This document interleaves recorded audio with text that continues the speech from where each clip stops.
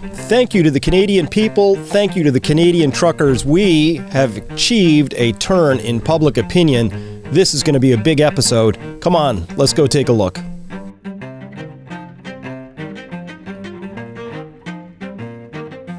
Hello everyone, Dr. Chris Martinson here, back with you, and I'm really pleased to be reporting to you today with what I'm going to call International Freedom Day after this weekend in Canada. By the way, if you were watching U.S. News, you probably missed the whole thing because it really wasn't reported. Probably the biggest underreported thing of the decade so far. It's just been amazing. At any rate, let's go take a look now, and we are going to go in and take a peek here at, well, what I'm calling the Freedom episode. Episode 45, Truckers for Freedom. Let's check this out. Well, let's start here.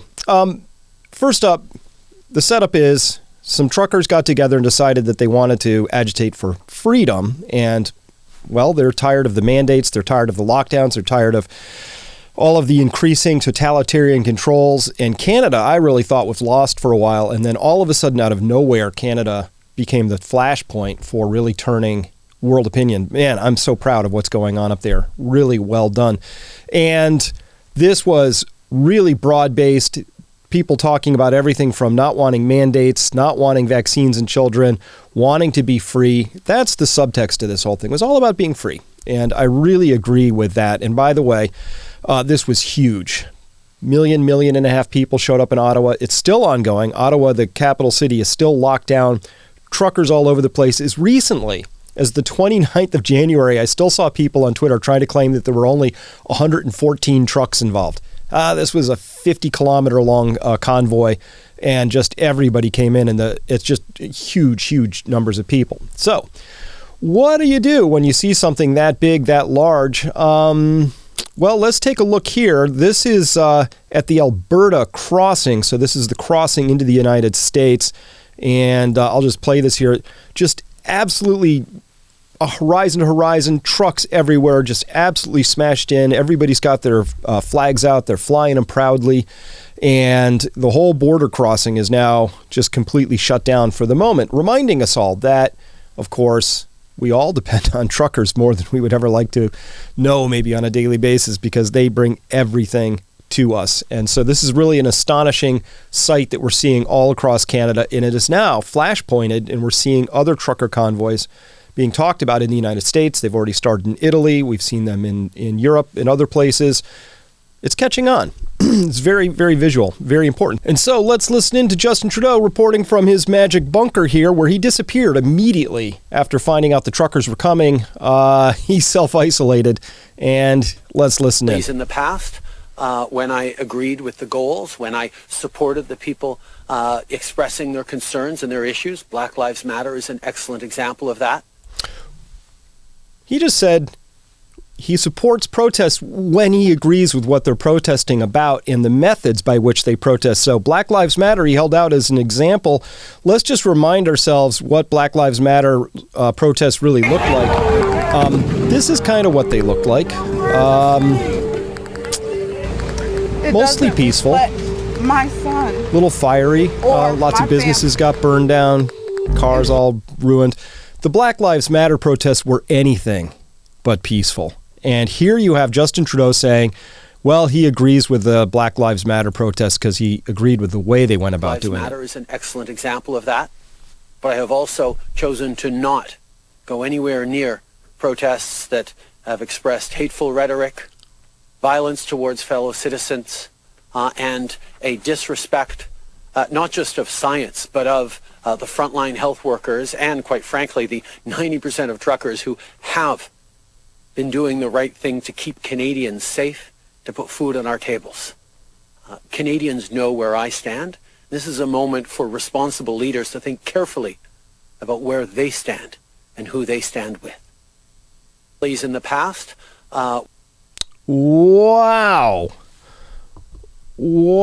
So this is Justin Trudeau saying that he admires Black Lives Matter. So the way those protests went down, he was totally fine with those. As a reminder, people died. People fought police. People lost eyes to rubber bullets. There was a lot of friction between the police and the protesters. There was a lot of property damage. Statues got toppled. All kinds of horrible things happened during those riots. And so he's saying that's an example of how we would want it to go. But the Canadian truckers, that not so much. Not so much what he's looking for on that. So let's take a peek here at what really this means. Oh, by the way, Trudeau, a little trouble with your truth here, because the Ottawa police chief, Peter Slotty, said that the Freedom Convoy saw no injuries, no deaths, or riots, despite thousands of people demonstrating for 24 hours a day for 4 days. So it's kind of from the police chief of Ottawa there saying this whole thing slowly said it was all completely peaceful. So if you didn't like it peaceful, what was the main complaint then? Well, there was these desecrations. The Toronto Star, which is the enemy of the truth in this story, by the way. I've really come to despise the Toronto Star. Anybody who works there for that organization, y'all work for a defective organization. By extension, it's a little commentary on YouTube. Look at this article here by one Nicole Thompson, who should be embarrassed. Officials decry desecration of monuments during Ottawa protest. Oh, no, that does sound terrible. Bad headline. What are they talking about? Let me get my drawing tool out here because we're going to have to talk about this real quick. So it says here, some protesters jumped on the tomb of the unknown soldiers and others fastened an inverted Canadian flag to the statue of Terry Fox. Oh, no, they put a flag on it as they decried vaccine mandates. Second use of the word decry, headline in first paragraph. Bad editing there.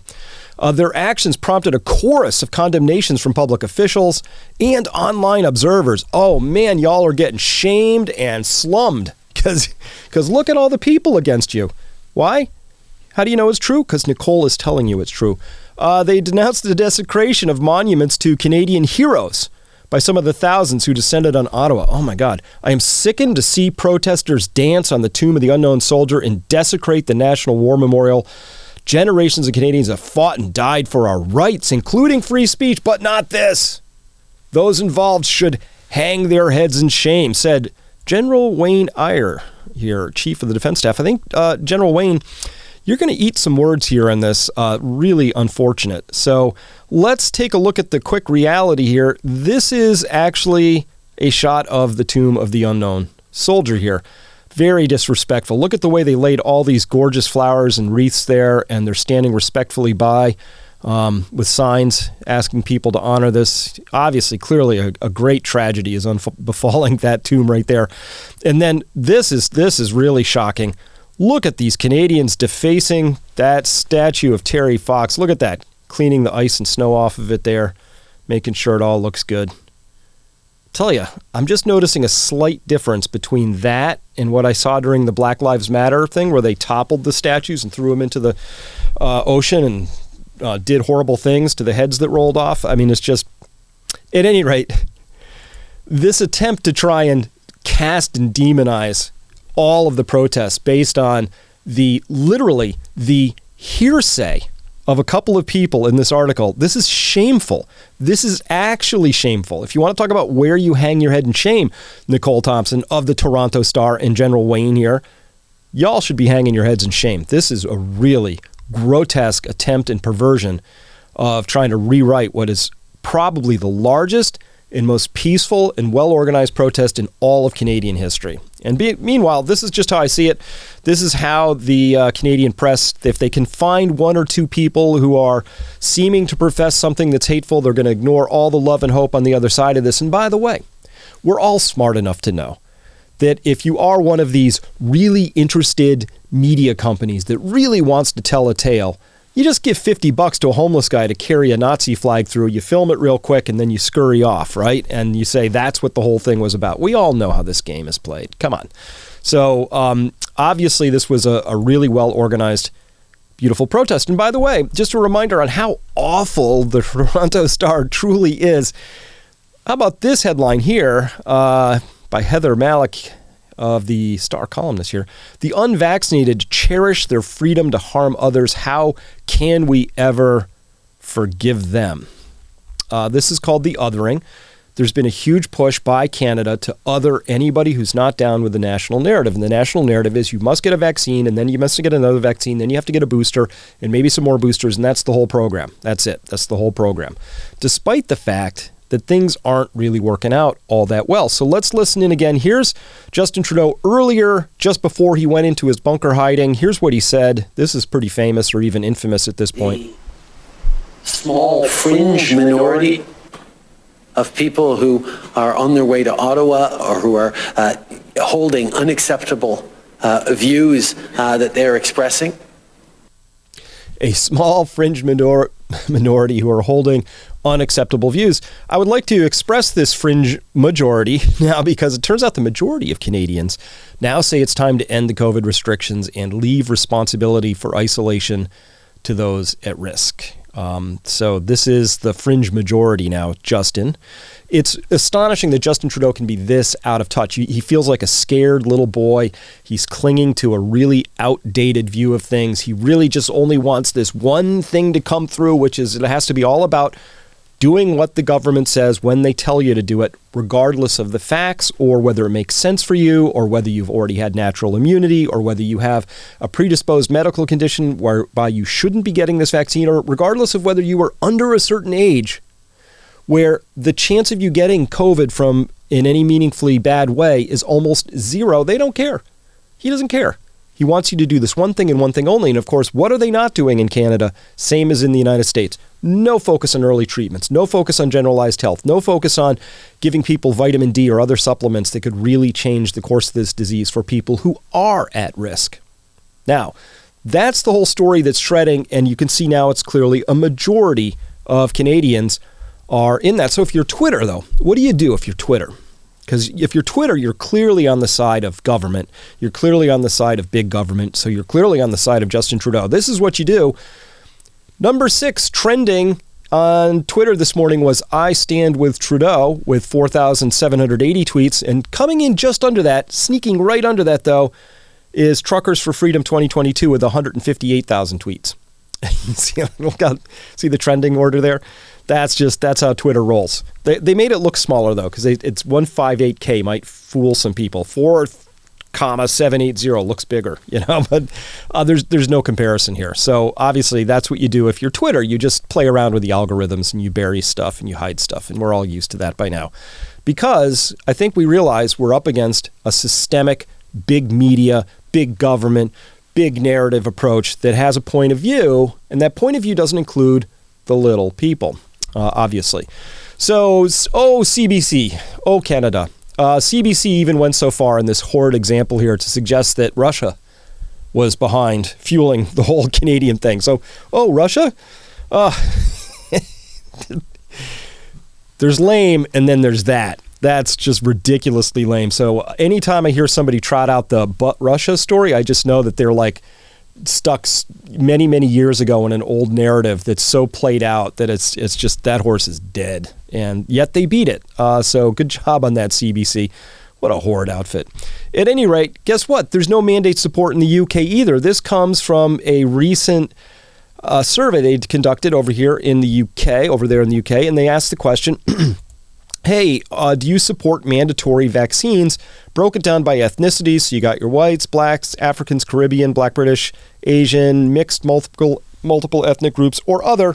And supportive coming in on this line, but clearly winning out, not supportive, is the majority in every single case, every single ethnicity here.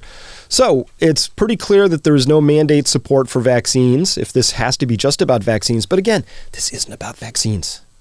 It's about freedom. It's about not wanting somebody else to come in and tell you what you have to do, particularly when their narrative doesn't make sense anymore. And that's really where we are in the story. Carrying on further, Denmark just lifted all restrictions while cases are still soaring. Now, this is cases of Omicron. That's important. We'll get to that in just a second. The international reaction, disbelief. This person here, Michael Peterson, is leading the largest Danish project on pandemic behavior, and he's advising the government. Here's why Danes are still supportive and what may be learned from this. First, answering the question, I feel it is safe to remove the restrictions against corona this Tuesday.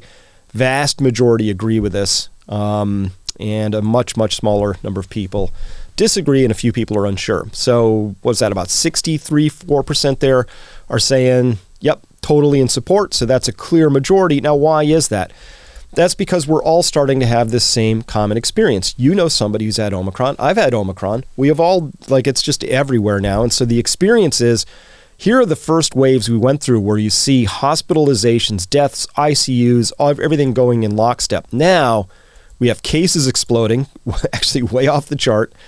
The number of people who are in the hospital is still climbing, but this is a remnant left over mostly from Delta. And as Omicron comes in, we're starting to watch those in the ICU, though, start to plummet. So the seriousness of the cases is clearly not quite as serious. So this is the experience that people are having, and they're going, oh, now that the Omicron wave is here, the Delta wave is on the way out, Omicron is just not quite as serious. So pretty cool. This is a cool chart that they also put out in the Financial Times saying that if you had Delta and you were unvaccinated, this was your total risk. This is for people who are 70 years old or up. What's your total risk of going to the hospital and getting into the ICU? And it was pretty hefty, cranking in at about 7% here. If Omicron and you're unvaccinated, it drops by a full 3.5 times. And if you had 2 doses, it drops another 2.2x. And then if you're boosted, it drops a further bit. So it's really strong argument for vaccinations. The one thing that's missing from this chart, of course, is can we compare any of this to what it means to be availed of early treatments? The answer is no. We can't get that question in Europe. We can't get that question in Canada. We can't get that question answered in the United States. So if you just want to squint through the vaccination lens only, you get a chart like this, but it clearly shows that Omicron is a lot less deadly. By the way, this is the overall risk down here for a 40-year-old with Delta, and then, of course, it would just be way under that for Omicron similarly. Meanwhile, the narrative breaking Scotland edition, if we just come in here and take a quick peek and look at the Scotland numbers here, what do we see?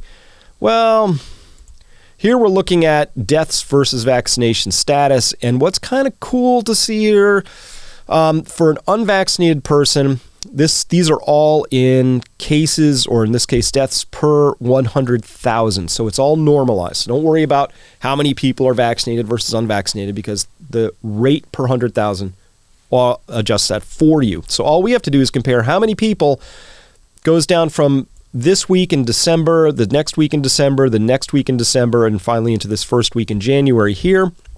And we can see that the rates go from 7.2 per 100,000 to 1.7, big drop off for some reason, 4.93, finally topping back out at 7.62 per 100,000.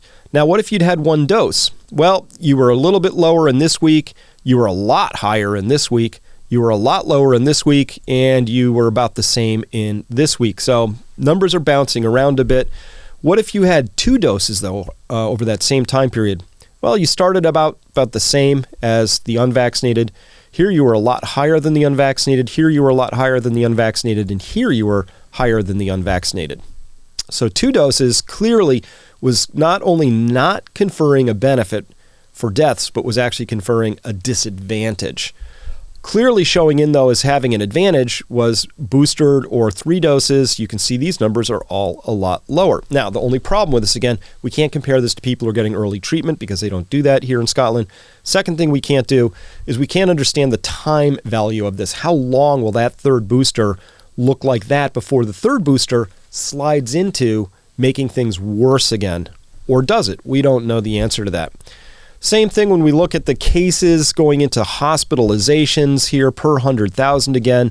We can see the numbers go here from about 34 to 54 to 43 to 32. That's the trend, if you can call that a trend, bouncing around. 1 dose goes from 10 to 40 to 46 to 26, so roughly comparable to being unvaccinated.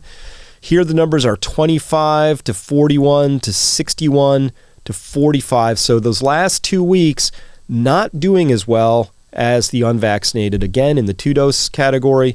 And here going from 5 to 9 to 11 to 11, 3 doses coming in with the best cases there. So again, Hard to tell from this, though, because we have to take into account ages. We would have to take into account the time factors. We don't really know, but just squinting at this, you'd be forgiven for saying, I'm not seeing the huge benefits for being double jabbed in this story. And of course, there aren't really any, and people are starting to know that.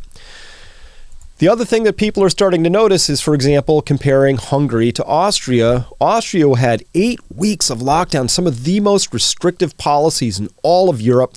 Austria really went for it. Austria had FFP2 masks, made them mandatory for access to restaurants, to public transport, cultural venues, everything only for the vaccinated, unvaccinated locked out. Hungary, meanwhile, no lockdowns for the unvaccinated, no FFP2 mask requirements at all, full stadiums, all COVID restrictions are suspended, and then you're looking here at the 7-day rolling average of new cases per 100,000. Austria is really in much different shape than Hungary. So the best you can say is there's really no evidence of these restrictions being effective. So that's the best we can say on that. Meanwhile, honestly, we shouldn't be focused all the way down in again. Just, you know what, this can't just be about, remember the mass psychosis, we talked to the mass formation, mass psychosis, which is all about that hypnotic effect of focusing people's attention down onto that one tiny thing. So it's always about vaccinations. You can always see Trudeau always wants it to come back to, are you a good Canadian or a bad Canadian based on vaccination status? That's it. Everything's always about the vaccination status. That's true in New Zealand. It's true in Australia, all of Europe. Everybody just wants us focused on that one metric. And we want to compare deaths to the vaccinated to the unvaccinated, but stop. No. You know what matters? What matters is at the public health level, what's happening to all-cause mortality? How many people are dying? Are fewer people dying this year or more people dying this year? That's the only measure that matters because it's the totality of our public health measures that really matter. Because if we do things that are super restrictive, that cause people to get bummed out and they get depressed and or causes them to slip into other behaviors, or they're getting sick for other reasons, or maybe because we're so over-focused on COVID, we shut our hospitals down, we lost healthcare workers, so people aren't showing up who actually have legit chest pains and or cancers or things that need attention. Then if we're doing things that are overly restrictive that are causing those people to suffer harms or die, then we failed. On this basis, it's very clearly easy to say that the United States has failed. Our public health authorities have failed us. Rochelle Walensky of the CDC has failed the United States population. Anthony Fauci has failed the United States population. The NIH has failed the United States population. How can I say that?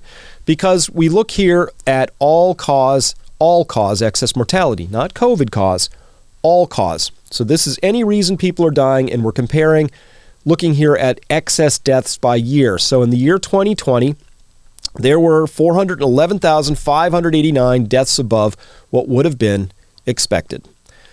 That's a bad year. 2020 was the first year of COVID. 2020 was the year we didn't know what was happening in March and April and May before we learned about corticosteroids and we learned about other early treatments and we learned about not putting people on ventilators or remdesivir, although that still hasn't totally been learned in some quarters yet. But by 2021, we'd had vaccines and we should have had all of the treatments locked down. In fact, did we? How did we do? And the answer is 494,846 deaths above what was expected in 2021. That is a complete fail. This blue line is above this green line. This blue line is 2021. This is 2020. And here we can see 2022 in this little red smidge down here starting to fire up. Also above zero. Zero is your baseline that you should be sort of measured against. This chart right here is an absolute, utter failure on the part of public health authorities. Now, people are starting to notice this because this is the only appropriate measure we should be talking about. If Justin Trudeau wants to get up and beat the drum about why only vaccinated people are the responsible people, they need to talk about why excess deaths are higher, not lower, in the face of a large campaign of vaccinations. Is it because the vaccines are causing those deaths? Is it something even worse that's causing more deaths and the vaccines are helping? We don't know. Wouldn't it be great if we did know? The only way we would know is if we kept accurate, useful statistics, which still is another utter failure, national tragedy, firings for everybody involved in our statistics programs at the CDC, NIH, and other places like that, especially the FDA. Really, really bad what's happened here. And so that's the conversation that they're desperate not to have. And that's why in the United States press, you didn't see any talks about the trucker protest unless they were an attempt to smear, demean, defame, or otherwise libel that movement as best they could, to call them racist, misogynists, whatever the stories were. There was some really bad ones going on. And meanwhile, we have these other awkward stories out there, like something is kind of going terribly wrong in one of the most vaccinated countries on earth, Israel. Look at their COVID deaths here per day. This is the highest level recorded. And this is a country that I remind everybody is actually one of the most heavily triple jabbed countries in the world. So the light green is one jab, darker green in the middle color is fully vaccinated, 2 doses, and then booster is the third jab. Look at that absolute, huge amount of triple jab going on. And despite that, this is what we're seeing going on in Israel. So this is raising uncomfortable questions like, hey, I thought these things were supposed to stop that from happening. That's a question you might have. So we add all this up. Omicron has just completely shredded the narrative. And instead of standing up like a man and going forward and talking with the truckers about what they're concerned about, Justin Trudeau scurried off, went into his bunker, and came out and just condemned them for not being more like BLM. It's just the most unbelievable turn of events that I can imagine in this particular narrative. So what can we see? People can see for themselves Omicron is very mild. Second, we can see that the vaccines are completely ineffective against Omicron. In fact, the more vaccinated you are, the more your chance of catching Omicron. Thankfully, still mild, but the vaccines, if anything, are accelerating the progression of Omicron spread, not hindering it. Too many people now suspect that they know as many or more vaccine injured than COVID injured. This is true in my personal network of friends. Next, people have noticed that the public health measures have utterly failed to stop the spread. And they're beginning to notice the most important point, which is that in total, public health is in worse shape. Are you better off today than you were 2 years ago? Is public health better off today than it was 2 years ago?